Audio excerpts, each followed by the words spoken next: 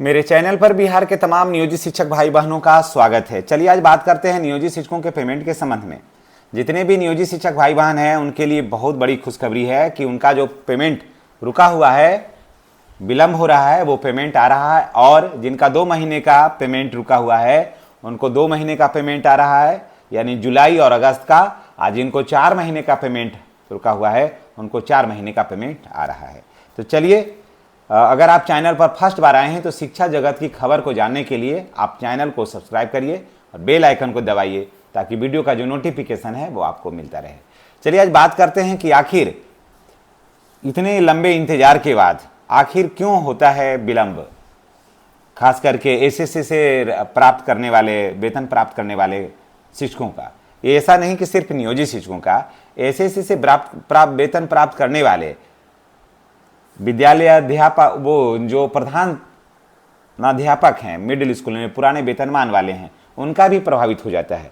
इसमें कुछ ऐप में त्रुटियां भी आ गई थी, समझ गए, जिसकी वजह से वेतन भुगतान में विलंब हुआ। और पूरी उम्मीद है कि इधर ही इसी सप्ताह में, यानी कि अगस्त में ही जो पैसा है वो आ जाएगा। अगस्त में भी कुछ का भुगतान हो जाएगा। जिनका 4 महीने से बकाया है ना, उनका अगस्त में भी पीछे का 2 महीने का भुगतान होने जाने की पूरी संभावना है। और अगस्त समाप्त होते होते जितने भी नियोजित शिक्षकों का बकाया राशि है, यानी वेतन से संबंधित की बात मैं अभी कह रहा हूं, वेतन से संबंधित की बात को समझ लीजिएगा। वेतन से संबंधित नियोजित और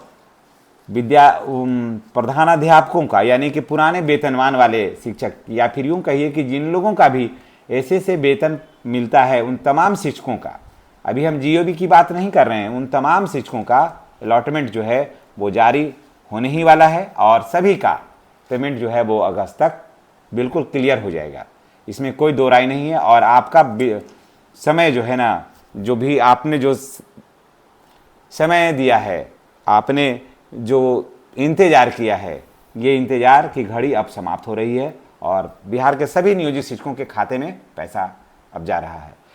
दरअसल क्या होता है ना कि नियोजित शिक्षकों के खाते में पैसा आने में समय लगता है। मेन ये होता है कि अलॉटमेंट हो जाता है समस्या, हम लोगों को अलॉटमेंट की समस्या हो जाती है, इसकी वजह से ऐसा हो जाता है। नीतीश जी के समय में भी ऐसा पहले होता था, आप याद करिए, पहले भी होता था। बाद में के पाठक जो आए ना, तो इस सिस्टम को थोड़ा दुरुस्त किए और अलॉटमेंट पहले ही आ जाता था और हमेशा 1 से 2-3 तारीख तक पेमेंट हो जाता था।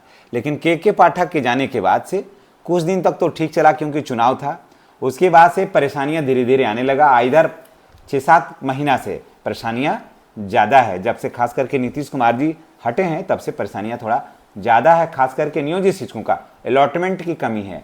ऐसा नहीं कि और भी विभाग में, स्वास्थ्य विभाग में भी यही बात है। आंगनवाड़ी सेविका सहायिका का 4-4 महीने से पेमेंट नहीं है। आप सोचिए, आंगनवाड़ी में जो सेविका और सहायिका हैं उनका 4-4 महीने से पेमेंट नहीं है, किसी को 6 महीने से पेमेंट नहीं है। स्वास्थ्य विभाग की भी यही हालत है। शिक्षा विभाग में तो आप हैं ही हैं, शिक्षा विभाग को यही देख ही रहे हैं। सिंचाई विभाग का तो चर्चा ही मत करिए, समझ गए। उसके बाद वित्त विभाग वाले जो वित्त रहित शिक्षक हैं, जो संस्कृत वाले शिक्षक हैं, जो मदरसा वाले शिक्षक हैं, सबकी स्थिति देख लीजिए। 6 महीना या 8 महीना, समझ गए, 6 महीना 8-8 महीना पर भुगतान हुआ है। इधर अभी कुछ दिन पहले मदरसा शिक्षकों का भी राशि जारी हुई है। ऐसी स्थिति हो गई है। पहले ऐसा नहीं था, जब तक माननीय नीतीश कुमार जी थे तब तक ऐसा स्थिति नहीं था। जब से नीतीश कुमार जी गए हैं, अलॉटमेंट का तो वाकई अभाव हो गया, इसमें तो कोई शक नहीं है।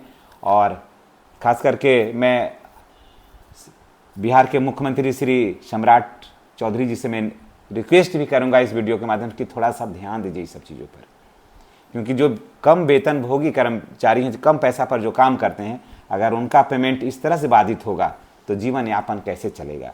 हम ऐप से हाजिरी बनाते हैं, सुबह और शाम आते और जाते हैं, सारे शैक्षणिक गतिविधियों को सफलतापूर्वक और विधिवत संपन्न कराते हैं। और अगर आप समय से वेतन नहीं दीजिएगा तो भावना जो है ना वो थोड़ा सा कुंठित होता है और शिक्षकों को जो पढ़ाने का जो लगन है ना वो थोड़ा सा गिर जाता है।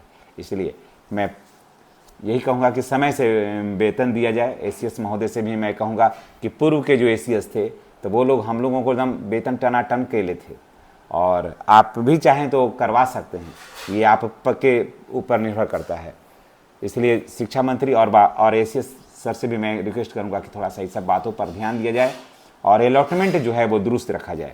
अब बात कर लेते हैं जीओबी से वेतन पाने वाले शिक्षकों का, क्योंकि बहुत सारे जो शिक्षक हैं वो जीओबी से भी वेतन पाते हैं, जो नियोजित ही हैं विशिष्ट, बाकी सारे लोग तो उधर ही चले गए, उन लोगों का ट्रेजरी से होता है, तो वहाँ तो कोई अभी तक कोई समस्या नहीं है। मेन समस्या आ जाता है अलॉटमेंट जहाँ है, तो अभी जीओबी में अलॉटमेंट की भी संभावना नहीं है, या फिर यूँ कहिए कि अभी कोई सूचना नहीं है।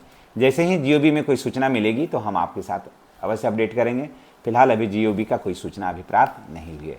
चलिए इसी के साथ हम आपसे विदा लेते हैं। नेक्स्ट वीडियो में हमारी और आपकी फिर मुलाकात होगी। चैनल पर नए हैं तो चैनल को सब्सक्राइब करके बेल आइकन को दबाना नहीं भूलिएगा। धन्यवाद। जय शिक्षक, जय बिहार।